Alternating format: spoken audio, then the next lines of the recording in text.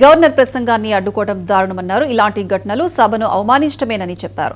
దీని ద్వారా సభను చూడడానికి వచ్చిన విద్యార్థులకు ఏం నేర్పిస్తున్నారని ప్రశ్నించారు. దీనికి కారకులైన వారు ఆత్మ విమర్శ చేసుకోవాలని సూచించారు.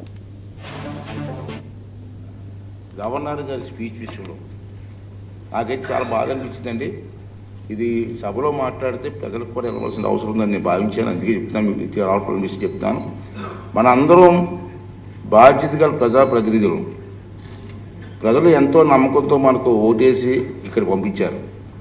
వేలాది మంది పోటీ పెడితే కేవలం 175 మందిమే ఇక్కడ కూర్చుని అరుదైన గౌరవం మనకు దక్కింది.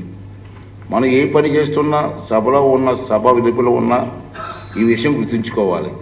సభా గౌరవాన్ని పెంచకపోతే పర్వాలేదు, కానీ దిగజార్చే హక్కు మాత్రం మనకు లేదు అన్న విషయాన్ని ప్రతి ఒక్కరు గుర్తుంచుకోవాల్సినటువంటి అవసరం ఉంది. దురదృష్టవశాత్తు నిన్న మనం ఆహ్వానం మేరకు సభకు వచ్చేసిన గవర్నర్ గారు ప్రసంగిస్తుండగా మనం చూసిన దృశ్యాలు మనకు ఖచ్చితంగా తలవంపులు తెచ్చేవే. చాలా బాధ అనిపించింది. ప్రజలు మనల్ని నడవడికని ఇచ్చేందుకు కనిపెడుతూ చూస్తూనే ఉంటారు.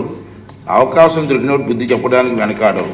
మీకు తెలుసు, ఒక సదుద్దేశం ఏంటంటే విద్యార్థులకు రాజకీయాలన్నా, చట్టసభలన్నా, ప్రజాప్రతినిధులన్నా సానుకూల అభిప్రాయం కలగాలన్న ఉద్దేశంతో వారిని ఆహ్వానించాను. కానీ మనం చేస్తున్నది ఏమిటి?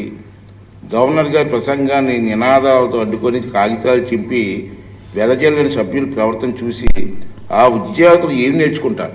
దీనికి కారకులు ఎవరో వాళ్ళందరూ కూడా ఆత్మ విమర్శ